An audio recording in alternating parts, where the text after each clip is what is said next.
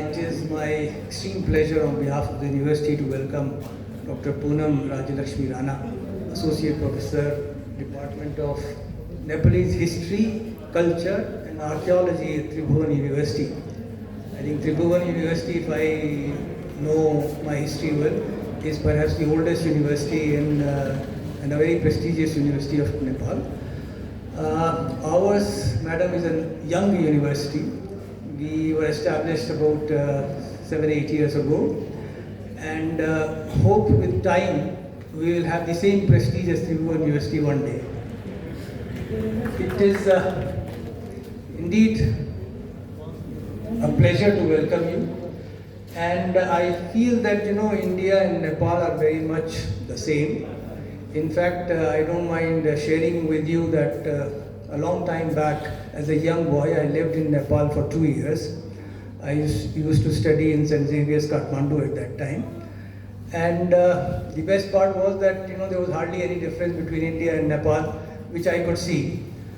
And as a student, we had a subject of Nepalese also, along with, of course, every other subject. And the script of Nepalese is like Hindi itself, so there was no problem. All I needed to do was, in the examination, write a few words like Ramru and all that, and end it with Cha, and I think I used to pass that. So yes, what I mean to say is that Nepal and India have very much in common, and not only in our culture but our religion as well. And it is something that this particular topic that you are going to talk about is so interesting to me, in the sense that we always talk about our cultural diversity. But here we are going to listen to you how to collate that cultural diversity. And I am quite sure that the talk that you are going to give is going to be very informative, very educative, very inspiring, and very exciting. So I am sure all our students and our faculty will learn a lot today. I welcome you once again. It is a pleasure that you could find your time to come over here and give us this wonderful talk that you are going to give. Thank you so much, and and once again welcome to Subharti. Jai Hind. आज के इस कार्यक्रम की मुख्य अतिथि doctor Poonam राज्य Lakshmi Rana, associate professor, central department of Nepalese history, culture and archaeology, Tribhuvan university Kirtipur, Kathmandu, Nepal का पूरे संस्थान की ओर से हार्दिक स्वागत एवं अभिनंदन करता हूँ। मैं विश्वविद्यालय के pro vice chancellor doctor Himanshu Heran ji को हमारे मुख्य अतिथि महोदया के परिचय हेतु इस मंच पर आमंत्रित करता हूँ। सर।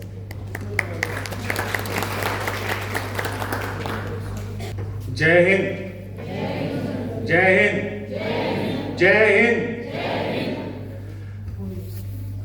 संस्थान के संस्थापक अध्यक्ष आदरणीय डॉक्टर अतुल कृष्ण जी, कुलपति महोदय डॉक्टर राजेश मिश्रा जी, और नेपाल से आई डॉक्टर पूनम राज्य लक्ष्मी राणा जी, आज के कार्यक्रम की मुख्य अतिथि। ये मेरे लिए सौभाग्य का विषय है कि मुझे आज एक बहुत महत्वपूर्ण पर्सनालिटी को इंट्रोड्यूस कराने का अवसर दिया गया है। अगर मैं मैडम के बायोडाटा की बात करूं और इसको पढ़ना शुरू करूं तो शाम हो जाएगी। वैसे तो मैडम किसी इंट्रोडक्शन की मोहताज नहीं है, लेकिन मैं अपनी लाइफ में आज पहली बार किसी व्यक्ति से मिल रहा हूं जिसने 4 सब्जेक्ट में मास्टर्स किया हो।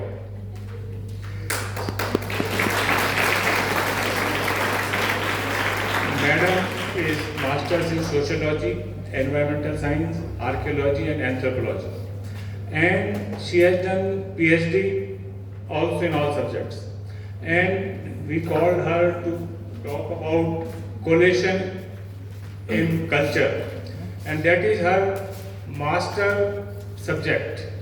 As VC sir told, India is known as diversity for their different cultures, and Nepal is the part of our Indian subcontinent. But I am here to tell about Madam. And Madam, being masters in 4 subjects, is very close to fine arts also. She loves fine art and she do lot of painting, and her basic interest is towards the heritage of Himalayan culture. She want to explore, she want to expedite the Himalayan culture, and Nepal and India both are the part of Himalayas.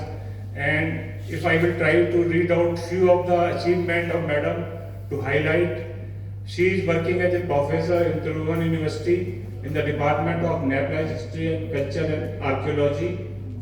As I told you, she has done 4 masters, and his interest is Himalayan heritage and foreign visitors or Rhodes scholars in Nepali society and culture, tourism, heritage and management, and research methodology, cultural concept.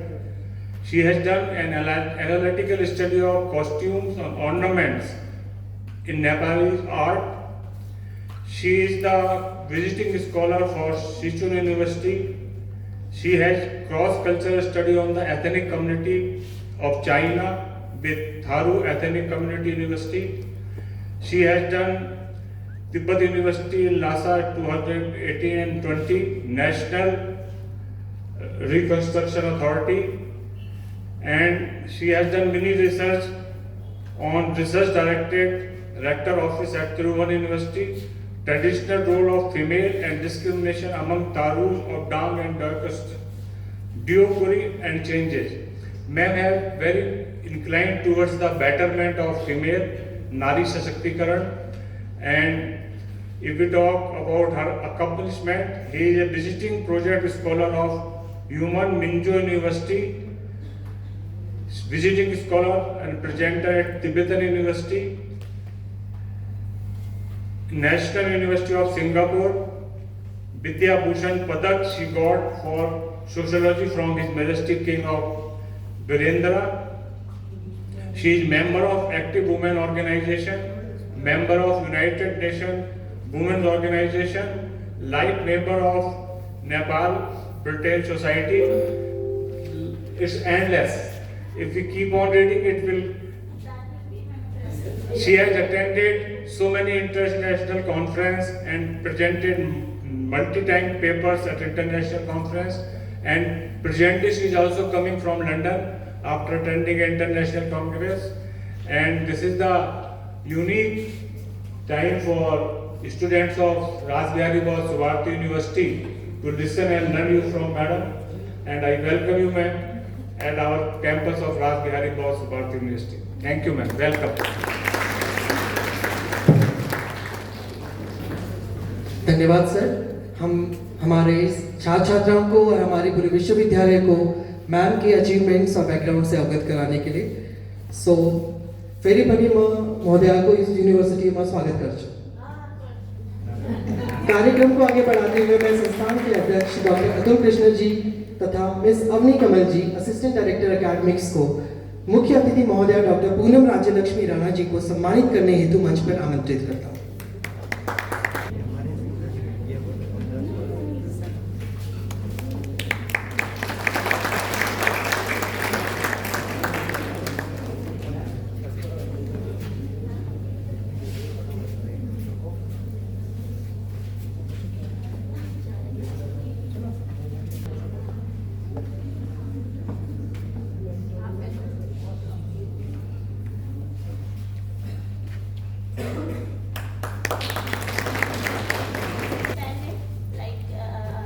Thank you students for bearing with me, and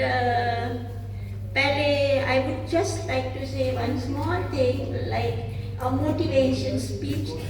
I was not a good student in school. I was a backbencher. मैंने दिल्ली में पढ़ा है schooling. My schooling O levels is from Delhi, and I was a backbencher. मैं पढ़ाई में उतना अच्छा वो क्या बोलते हैं नहीं थी तो so now I realize that those who are backbenchers, if they work hard, they can go to the top. But if you have intelligence, you can go run forward. But if you don't do hard work, then that intelligence will be a failure. It will stop at a certain place. This is so earlier people would say, kuch nahi karegi. Even to me, because I was not a good student at all. And imagine now, and there were students in my class, my classmates who were so good in all subjects. If they read one page, they could remember it like anything. उनको समझ आता था और they could memorize it. मेरे को 3 घंटा 4 घंटा 5 घंटा लगता था एक पेज memorize करने के लिए. No one will believe that it was a difficult task for me. But then as time passed on, I was very hard working. Till school I was all right.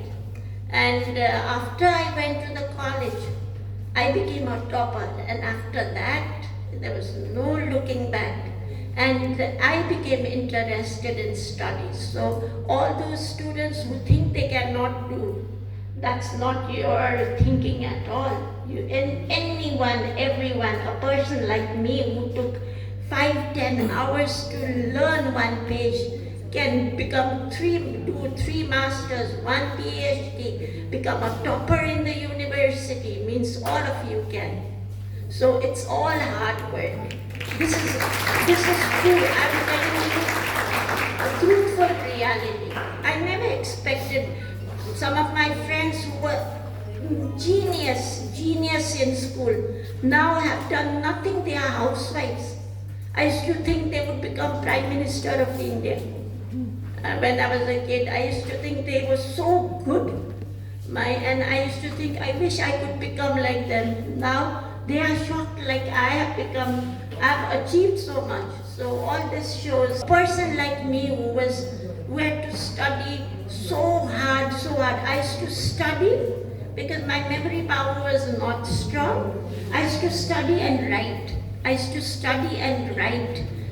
That's the only way you can improve if you have a little memory power of studying. And I'm also an artist.